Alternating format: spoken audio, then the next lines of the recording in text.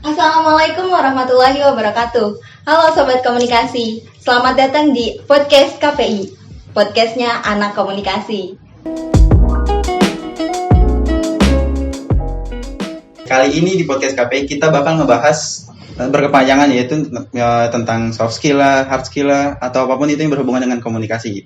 Nah, buat kali ini podcast perdana dari KPI, kita bakal ngebahas tentang public speaking. Nah, kali ini kita kedatangan dengan narasumber yang istimewa sekali. Ibarat kata, siapa sih yang nggak kenal sosok ini gitu di KPI? Dia tuh terkenal sedakwah.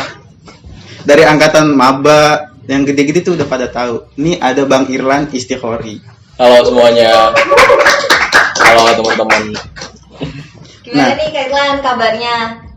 Alhamdulillah baik. Sekarang puasa ke-5, iya, atau puasa ke-4, puasa ke-3. Banyak lah. Udah banyak. Alhamdulillah masih sehat. Banyak golongan ya? Masih baik-baik aja. Nah, buat Bang Irlan nih, sekarang kan setahu gue ya Bang ya, lu kan semester 8 nih. Masih aman lah ya? Masih aman. Iya, aman kan? Masih, Iya. Ya, masih Sekarang aman. lu sibuk ngapain nih? Saat ini kesibukannya ya lagi ngejalanin beberapa project produksi aja sih, company profile dari production house dan ya syuting-syutingan aja lah kita. Oh, berarti lu kerja ya sekarang? Alhamdulillah bisa dibilang begitu. Oh, kerja. Keren. Nah, desas-desusnya nih Bang ya, yang gue dengar nih sebagai mahasiswa semester 2. Kayak ular ya, desas-desus. Iya. Yang gue dengar nih lu sering jadi kayak pemateri, pembicara di seminar-seminar gitu. Lumayan di beberapa. Bener ya Bang ya? Berarti bener ya desas-desus? Pernah. Oke. Nah, itu berarti cocok banget nih Bang yang bakal kita mau bahas, itu tentang public speaking. Berarti lu udah expert kali ya? Bisa lah. Bisa ya? Bisa lah. Oke. Jara, mungkin ada yang mau ditanya nggak Jar? Boleh dong ceritain apa sih pengalaman kakak, kan udah sering nih buat jadi pembicara, pemateri, istilahnya udah menguasai lah dunia public speaking gitu ya. Boleh dong sharing pengalaman kakak selama jadi pembicara sama pemateri di beberapa event tuh, pengalaman yang paling nggak bisa dilupain dari Kak Irlan tuh apa sih? Tentunya menjadi speakers di acara menarik dan juga memiliki tantangan tersendiri ya. Ditambah juga acaranya, dari acara yang per acara itu beda-beda, audiensnya beda-beda. Akhirnya dari acara tersebut ya bikin kita nge-challenge diri kita gitu loh. Jadi semisal di acara A audiensnya ABCDE, di acara B audiensnya ABCDE. Wah, itu beda-beda semua tuh dari segi acaranya, dari segi audiensnya. Akhirnya pengalamannya adalah bagaimana kita ketemu orang baru, berbicara di depan orang baru, dan ngebuat diri kita juga harus lebih upgrade lagi nih. Kita harus tahu dulu kita ngomong sama siapa, kita ngebawain materi apa. Akhirnya ya sangat seru lah berbicara di depan orang banyak. Tapi tentu berbicara di depan orang banyak juga harus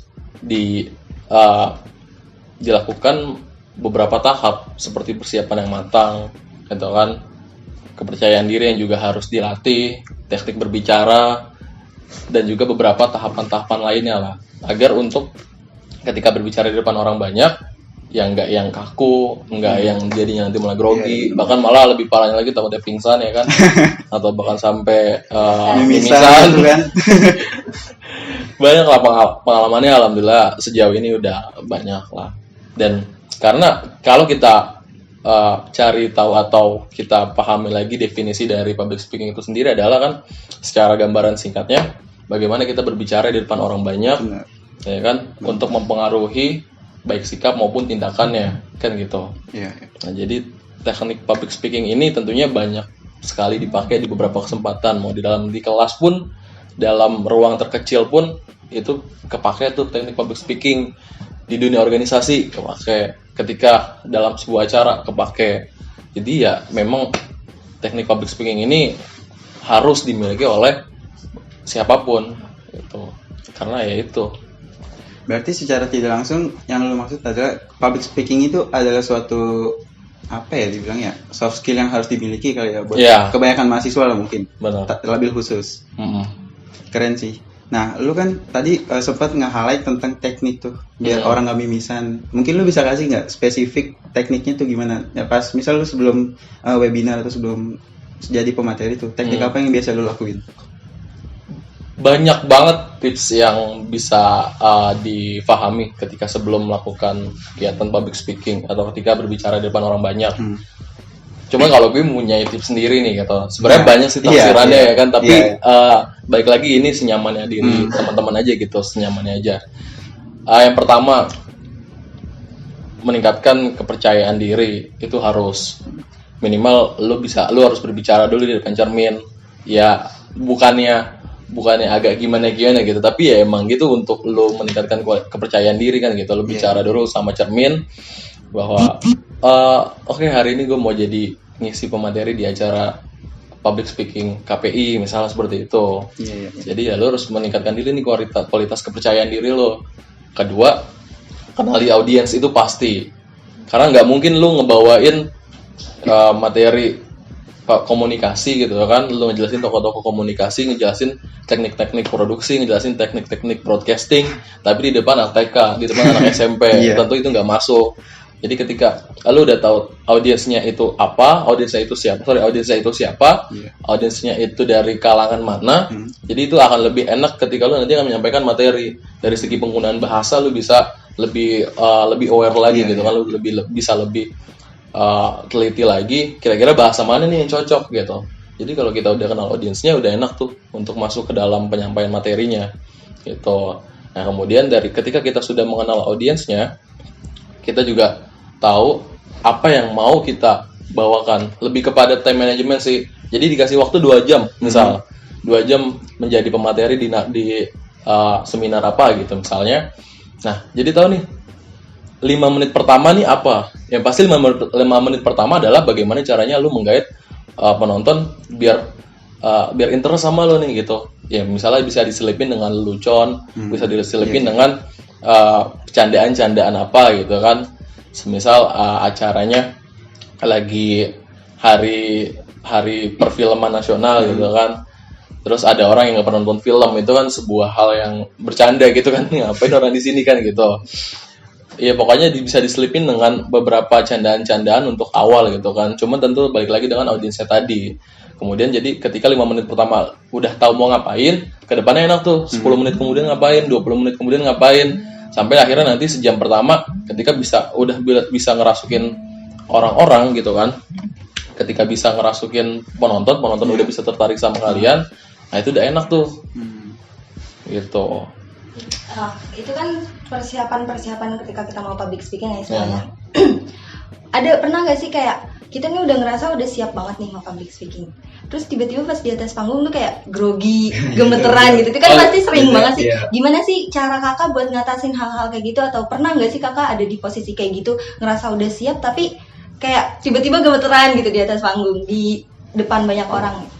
Kalau itu, kalau menurut gue sih pasti itu banyak yang kejadian seperti itu. Mau orang yang udah sering, mau orang yang belum, mau orang yang udah pernah ataupun nggak pernah sama sekali, pasti ngelakuin hal atau ngalamin hal seperti itu. Karena ya tadi audiensnya beda, kemudian suasana dari tempatnya juga beda, pasti ya tingkat kegrogian atau tingkat kegugupan itu pasti akan selalu terjadi tuh. Nah, cuman mungkin untuk menghindari hal seperti itu, ya perlu adanya penyesuaian. Makanya beberapa kesempatan harusnya si pengisi acara itu datang 30 menit sebelum, 1 jam sebelum, yaitu untuk kita adaptasi dulu nih sama lingkungannya. Tentu sih biasanya kalau dalam sebuah event si LO-nya, ya kan, liaison officer-nya itu kan deketin dulu pengisi acaranya, iya kan? Jadi biar ngenalin dulu, ini loh acara hari ini seperti ini, tamunya yang datang ini, mungkin yang harus disapa orang-orang ini, yang harus berbuatnya seperti ini gitu. Jadi ketika sudah mengetahui itu, bisa turun tuh tensi dari kegugupannya itu. Nah kalau udah turun, biasanya nanti naik ke panggung, tentu jangan langsung ngobrol. Misalnya dipanggil, oke kita langsung ke acara berikutnya, akan dibawakan oleh si ini gitu.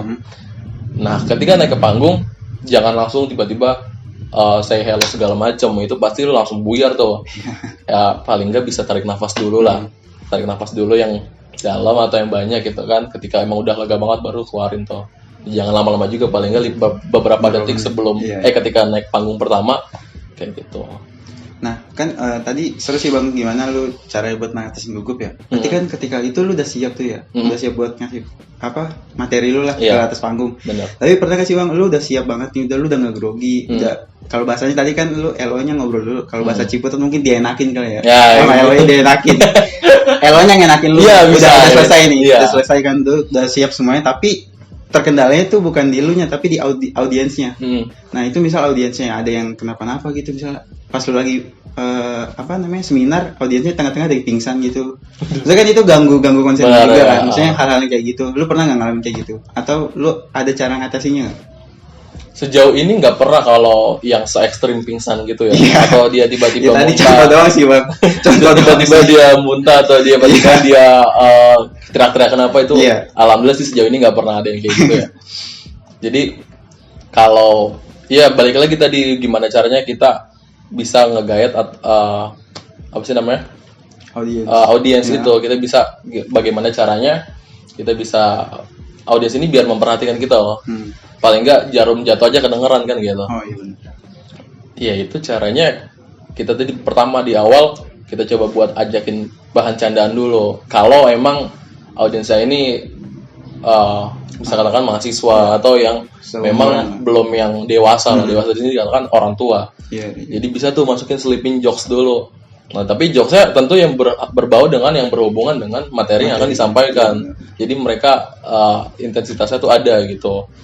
Jangan malah nanti ketika narasumbernya ini orang-orang tua gitu kan, orang-orang dewasa yang 50 tahun ke atas dibercandain yang emang anak-anak gitu kan, jadinya malah ini orang berpikiran apaan sih nih gitu, simpan materi malah bercandanya gini, nggak masuk lah, nggak bisa dikatakan malah nggak sopan banget lah nih orang gitu kan.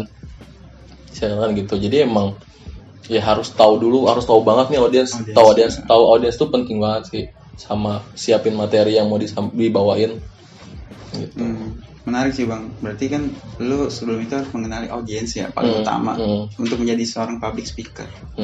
Nah, lu jadi punya kayak soft skill public speaking, maksudnya lu bisa ngisi seminar-seminar itu. Itu lu berawal dari mana? Soalnya yang gue dengar nih lu SMDNK, terus kadep kemahasiswaan 2 tahun. Itu keren tuh Bang, itu keren banget Bang. Maksudnya nggak semua orang bisa kayak gitu, bener nggak sih Ra? Bener kan? Nah itu lu dapatnya tuh dari organisasi kah atau lahir sendiri nih? Tiba-tiba lu lahir langsung bisa jadi public speaker gitu. Tiba-tiba lahir langsung ngomong. Langsung ngomong gitu. Lahir langsung gede.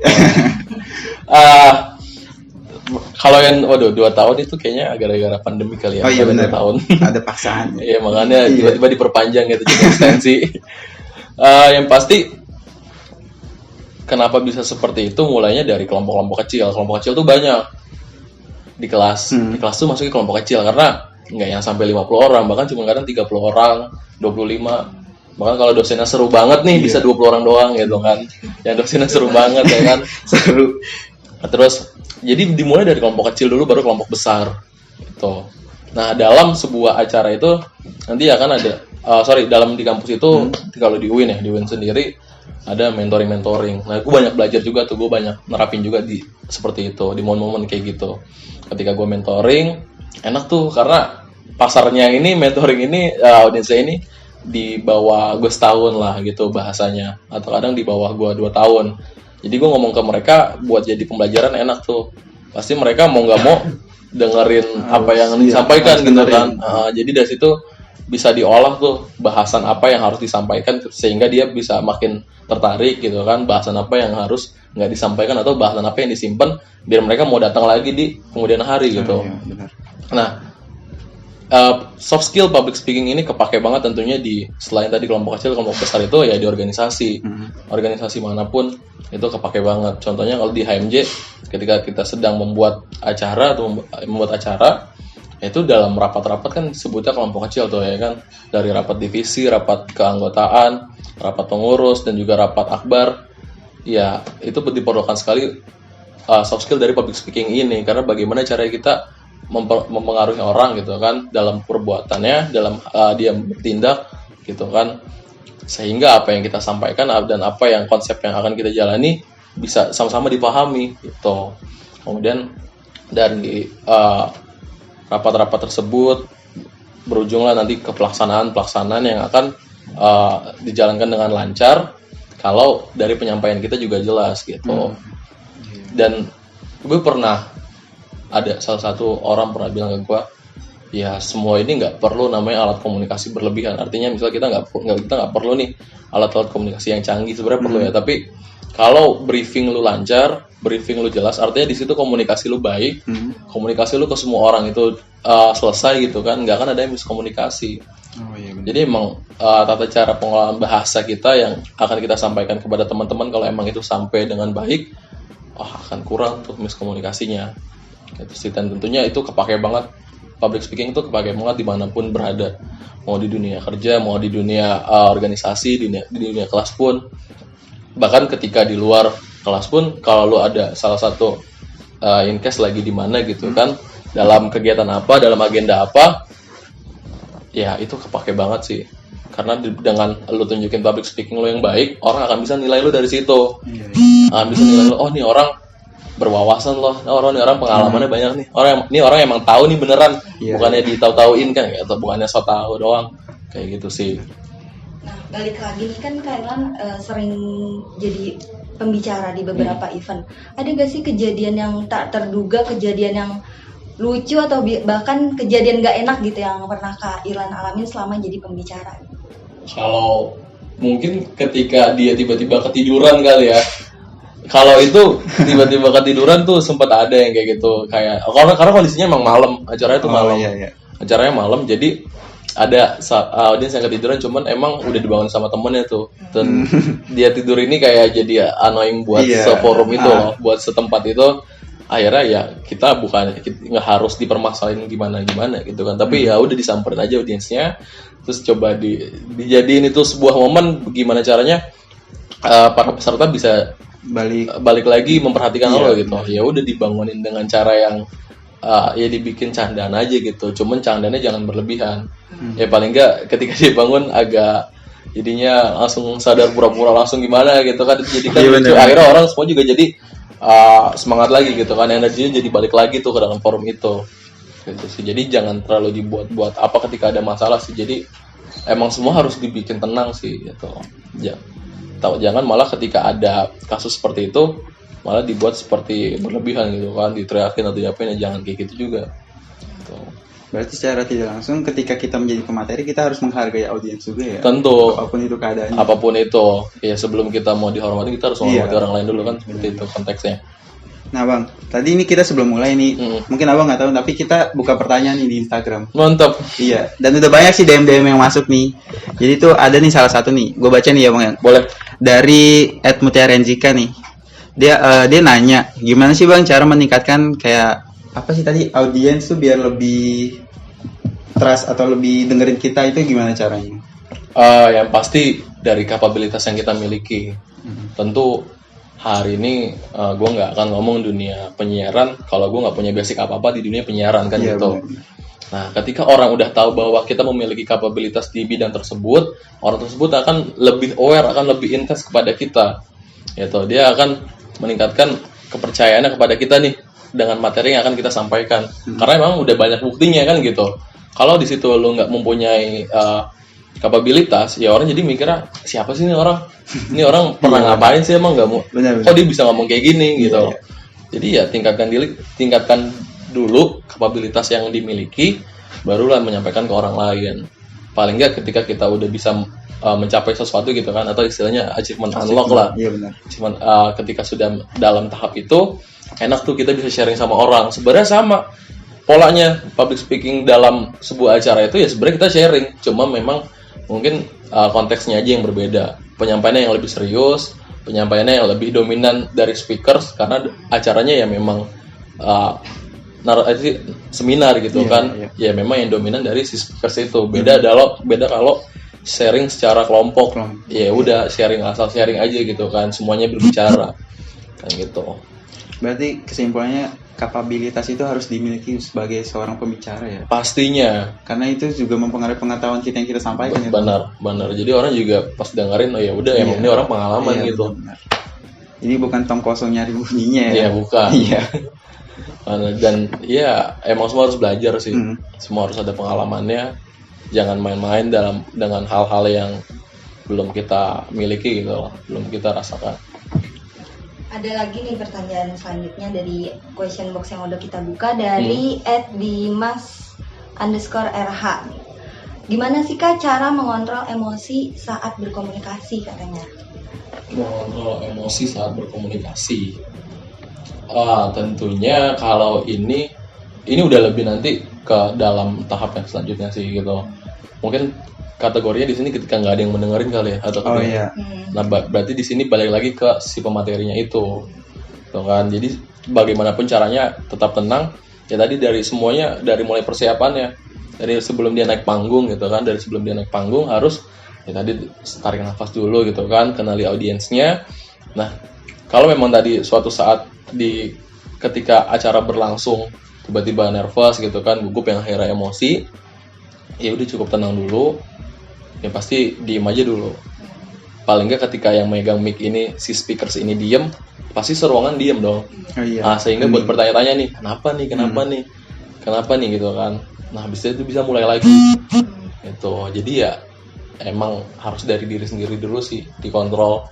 Jadi ya emosi harus benar-benar dijaga gitu kan. Ketika tadi emang udah diem itu, kemudian pasti tuh seluruh ruangan pasti diem, ya kan, karena speaker saya diem. Nah habis dari situ bisa tuh baru mantik lagi sesuatu hal yang emang bisa ngebuat audiens tertarik lagi. Gitu sih. Jadi sikap tenang itu penting banget ya dalam public speaker gitu. Menarik sih Bang. Maksudnya dari awal lu ngejelasin tentang public speaking ini tuh dari mulai tekniknya, terus manfaatnya buat orang, buat terutama mahasiswa lah, kayak gue nih mahasiswa baru sama Jahat kan, masih semester 2 nih. Iya, mungkin karirnya dia kan DNK juga nih, mungkin mau jadi SM. Waduh mantap. Keren kali ya SM perempuan. Bisa. Nah karena ini kan puasa juga nih Bang. Ini langit udah biru-biru mau maghrib nih. Mungkin terakhir kali ini ya Bang ya. Gua nih ada tes nih. Fast question gitu Bang. Mungkin berarti jawabnya cepet ya? Iya benar. Ini cuma ada 5 sih dikit. Ya cukup lah sampai buka mah. Iya bentar lagi nih. Biar ini baru 16.00. Waduh, lama ya. Jadi ini green screen nih. Nah jadi ini gue ada pertanyaan Bang. Yang pertama, menjadi pembicara di kampus atau di sekolah? Kampus. Alasannya? Nggak tahu, anak SMA lebih rese aja sih. Iya sih. Mana rebel ya? Iya, masih merasa gue keren banget gitu. Jiwanya masih bebas banget anak sekolah tuh. Berarti lebih kampus ya, lebih bisa menguasai audiens kan sih itu. Iya, kalau kampus soalnya pemikirannya kayaknya mahasiswa udah lebih matang sih. Bener. Nah yang kedua nih Bang, berbicara jadi ketua umum atau jadi narasumber? Jadi, ini harus cepet jawabannya lagi ya. Cepet nih. Ulang. Ya, ulang. Lu lebih baik jadi pas ngomong ketua umum atau jadi narasumber? Narasumber. Alasannya? Karena memang itu bidang kita. Oh iya. Tapi kan lu pernah jadi kadep tuh. Jadi ya. Iya. Lu nggak suka jadi kadep? Suka. Kan ini nggak ngebahas suka atau enggak kan sih. Ngebahas dua itu doang. Iya, kirain ada.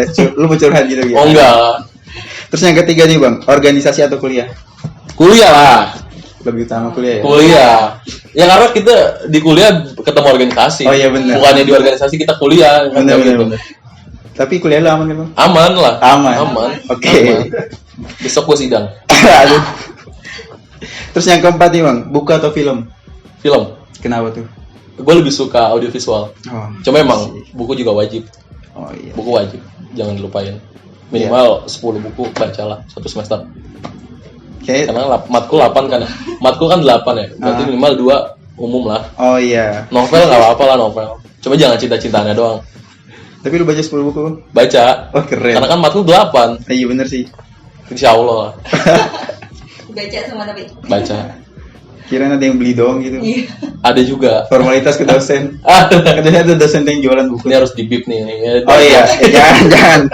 Ketahuan ntar. Ini pertanyaan terakhir nih Bang. Mungkin agak sensitif kali ini ya. Nikah dulu apa skripsi dulu? Cepat skripsi dulu lah. Keren. Kenapa tuh Bang? Ya nggak mungkin, ya nggak apa-apa juga sih. Mungkin kalau gue nggak tahu lagi nih udah masuknya ke dalam nih kalau. Tapi gue skripsi dulu lah. Cowok sih, kalau gue sih mending lulus dulu. Oke. Kalau cowok sih lulus dulu. Keren. Berarti lu secara tidak langsung ilmu komunikasi cocok sih masuk KPI Bang lu? masuk ke komunikasi, bisa public Bisa speaking. menerapkan. Iya, dalam kehidupan sehari-hari. Dan lu bisa Alhamdulillah. menjadikan usaha itu. Maksudnya Iya. jadi apa ya? Nggak pasif sih, aktif income lah. Insya Allah. Iya kan benar. Insya Allah. Nah, itu Bang. Jadi buat podcast KPI kali ini mungkin segitu aja kali ya bahasanya buat sobat-sobat komunikasi nih yang di rumah, di mobil dengerinnya. Mantap. Tadi Bang Ilan udah ngebagi kita berbagai wawasan tentang public speaking. Iya, yang pastinya banyak banget manfaat yang bisa kita ambil dari Benar. ini. Bener banget. Ini kayaknya masjid udah salawatan nih Bang. Udah Iya ya, buka ya. udah mau buka. Kita udahin aja Udahin kali ya. aja kali Jadi nih buat sobat komunikasi ditunggu aja podcast selanjutnya. Pastinya kita bakal ngebahas tentang hal-hal yang lebih seru lagi tentang seputar kuliah kah atau seputar dengan organisasi kah. Pastinya dengan narasumber-narasumber yang lebih seru lagi nih. Ada Bang Irlan yang backgroundnya kita tahu. Siapa sih yang nggak tahu Bang Irlan di dakwah nih? Sekali lagi gue bilang nih. Banyak. Lu cari, lu tanya anak dakwah sih terutama. Kenal Kak Irlan nggak? Wah, Oh, iya. DNK, SMDNK Bener gitu. banget. Oh, yang sering jadi pembicara. Aduh, tuh keren tuh. Yang jadi kadep kemahasiswaan 2 tahun. Ini juga sebuah kehormatan banget sih bisa Iya, bener. bisa ngobrol sama Kak Irlan Bener. kayak gini. Kita mahasiswa. Gue juga seneng banget sih bisa diundang sama teman-teman dari podcast KPI ini. Keren. Seru banget sih. Berbagi ilmu ya, Bang. Iya, jangan lupa di like, subscribe, Nah, tuh bener banget. komen ya, komen. Bener. Bulan puasa berbagi amal nih tuh. Like, subscribe, komen. Iya, cukup itu aja. Kalau senyum kan mungkin jauh ya. Iya, jauh. Dari kelas bisa sih, emang di Zoom bisa. Bener, Cuman bener, itu bener. bisa ngebuat orang senang kok. Nah, ya udah Bang. Ini udah terdengar masjid, udah mulai kencang. Oke. Lebih baik kita segerakan berbuka kali ya, Oke, daripada ayo. kita telat. Nah, jadi buat teman-teman tunggu aja podcast selanjutnya. Nanti podcast ini bakal ada di Spotify, YouTube, dan kalian bisa nonton itu gratis. Nah, buat podcast selanjutnya akan kita infokan melalui Instagram KPI. Kalian cari aja KPI_Win Jakarta. Nah, buat selanjutnya dengan bintang tamu yang lebih menarik dan wah lagi, mungkin kita sampai di sini aja ya sama Bang Ilani ketemunya. Dan buat selanjutnya silakan info di Instagram. Terima kasih buat sobat komunikasi yang udah dengerin. Wassalamualaikum warahmatullahi wabarakatuh. Salam. Podcast KPI. Podcastnya anak komunikasi.